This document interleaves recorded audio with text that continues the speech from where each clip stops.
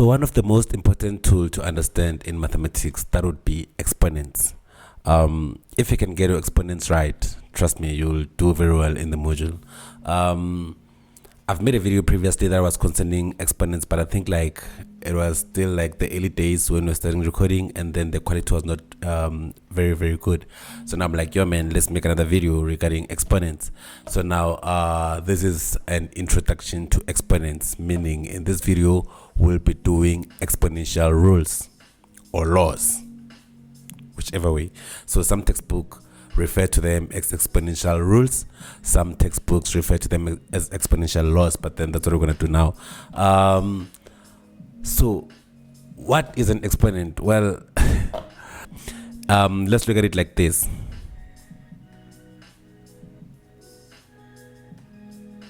So if you have something like this, that's when we'd say then A is your coefficient, X is the actual variable, and N is the exponent. So that's what the topic is about anyway. So this is the coefficient of this variable, and then N is the exponent of this variable, and the variable is the unknown, something which we were trying to add or subtract. Let me take you, like, just to explain a bit what a variable is. Look at it like this. Believe me or not, there's a point in our life where we were taught variables without even picking it up that they were teaching us variables of some sort. Remember when you were in grade 1 and they would give you a box, and you must add 1, and then they would ask you like, what must you put to the box if you add the number 2, for instance, in order to get 5? But somehow, okay, matter, without even saying it, like, let's write it down. So there was a point where your grade 1 teacher would say, if you have a box and then you add, say, the number 2, like I say, you will get 5. As hard as it may have been during the time, somehow you just had to ask yourself, what number must I add here with 2 to get 5? And you would like use your fingers to try to pick it up, and you would put 3, right? You'd put 3, meaning unknown plus 2 is equals to 5. So meaning that box could have been your variable. Why do I say so? Why should the box be a variable?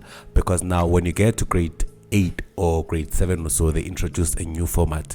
They now say, what is x plus 2 equals to 5? You must now solve the value of x. As a little child, now you tend to forget that the x is just the same as the box, because now it looks harder, right?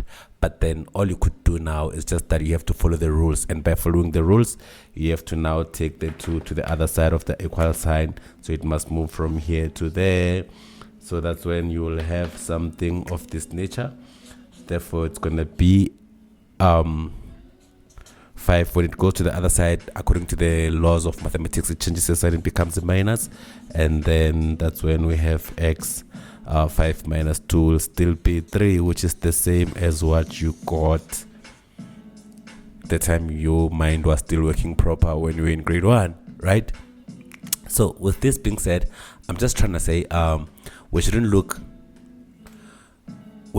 at the whole picture of mathematics at some sort of changes or a bigger, because like I understand how everyone would view the whole module or anything with numbers. Should it be accounting, even mathematical literacy? I made a video where I kept on saying mathematics literacy, but then I've fixed it now. It's mathematical literacy. What I'm saying according to this is, now let's go back to the exponent again. So I then said ax to the exponent n. In reality, something like this would look like picture, maybe I could say 7x to the exponent 3. You see, so now the a stands for 7 and the n stands for 3. So in this case my variable is still x, so I would say my a is 7 and my n is 3. So the exponent here is 3, the exponent here is n, the exponent the coefficient here is a, the coefficient here is 7. So that's what we mean by exponents. But now, so now the reason why we're making this video anyway is because we wanted to break down the exponential rules or law of now that we know that what an exponent is. So when I break down the rules or the laws, but before I even break them down, let me just put the image here. These, ladies and gentlemen, are the rules of exponents, or the laws of exponents, or whatever you want to.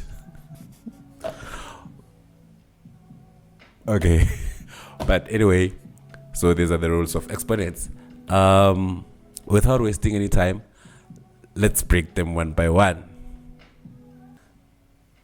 Okay, for you the image is here. For me, I still had it on my phone before I could put it there, so let me quickly check my rules of exponents, which are not just mine. Now I'm about to transfer the rules to you. So sharp, like they are. Let me list them. So we have the product rule, we have the quotient rule, we have power of a power rule, we have power of a product rule, we have power of a quotient rule, we have zero exponent rule, we have negative exponent rule, we have fractional exponent rule. Most of these rules, Joe, I've spoken about them in other videos previously. Trust me, if you can see, like, there are times where I try to explain each one on the side, each one on the side, each one on the side. So but now let's start. Product rule, it states that, let me write. So the first rule states that, which is the product rule, and product is the answer we get after multiplication. That's why there's a multiplication sign here. So the product rule states that if your base, or before I proceed again, another name for, like, okay, sharp. So this is the exponent, this is the base, this is the coefficient. As much as it's the variable, even this one can be a variable because it's still n in a way, it's unknown. Even this one can be a variable because it's still a, it's unknown. Only here we know the value of the variable a is 7, the value of the variable n is 3. Don't get confused. But then x is a base. So in terms of exponent, the smaller one that you write on top is an exponent. The one that is bigger, as a bigger number, is the base, as much as it could be a variable as well. Don't get lost. Please, come with me. Let me cook. Allow me to cook. So we have a to the exponent n multiplied by a to the exponent n, which is equals to, now the rules of exponents say if you have a to the exponent m, a is your base, so it's a base exponent. So generally,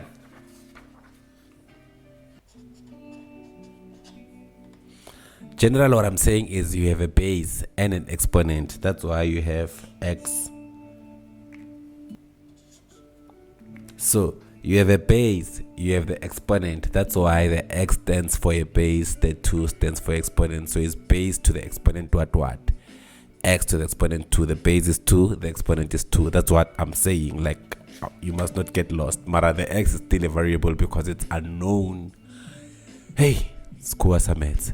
But anyway, so now here, a to the exponent m multiplied by a to the exponent n. The rule says if you have this situation, don't panic. Just move to the next question.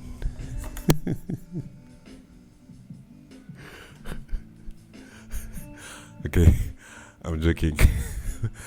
This is what you should do. So if you have a to the exponent m multiplied by a to the exponent n, the answer is just the base. You just take the base as it is and then you add the exponents. How do we put this practical? We put this practical by saying now,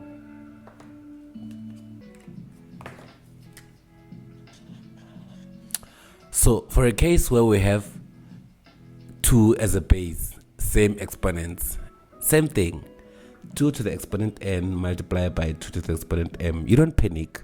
You just take the base as it is and then you add the exponents. Furthermore, I think you're starting to see where this is going. So when you have x squared multiplied by x to the exponent 4, again, you don't panic. You take the base as it is, write it there, you add the exponents. Multiplication according to the product rule means you just add the exponents. So it's going to be 2 plus 4, which is equals to x to the exponent 6.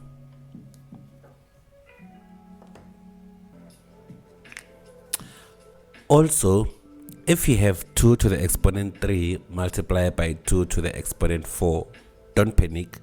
You just take the base and then you add the exponent. But now, here is what you are picking up by now, I believe. The product rule of exponents only applies when the base is the same. Because as you can see here on the product rule, the first rule on the table, the bases are the same. It's a and a. It's a to the exponent a multiplied by a to the exponent, it's a to the exponent m multiplied by a to the exponent n. So the bases have to be the same for you to apply this rule. And now I understand you know what a base is. A base, according to this, a is a base here because it's a to the exponent m, base to the exponent n. And then you take the base because it's the same, and then you just add the exponent. 2 to the exponent m multiplied by 2 to the exponent n, and then you just take the base and then you add the exponents. X to the exponent 2 multiplied by x to the exponent 4, because the bases are the same, you just take the base and then you add the exponents, and then you get x to the exponent 6. 2 to the exponent 3 multiplied by 2 to the exponent 4, it's equals to, you take the base and then you take 3, which is the exponent, you add the exponents together to get 2 to the exponent 7, which is then 2 to the exponent 7 on the calculator. That's going to be 128. That's when you multiply 2 7 times, meaning this is going to be 2 times 2 times 2 times 2 times 2 times 2 up to 7 times, and then you get 128. So that is the product rule of exponents. Because I want to make the videos shorter, let this be the part 1 of exponential rule. Let's talk about the other rules on the next video. So I'm going to try to cut them partially, one by one, and then we're trying to make the times shorter. I'm Mr. Mayamane. This is Simplified RSA, the guys who makes it looks easy. Please subscribe and like our videos, and press the reminder button so you can be reminded whenever we're uploading the next videos, and so forth and so forth. Other than that, mina Ntukula Khuzeni ni Gimeta Kwala until the next video.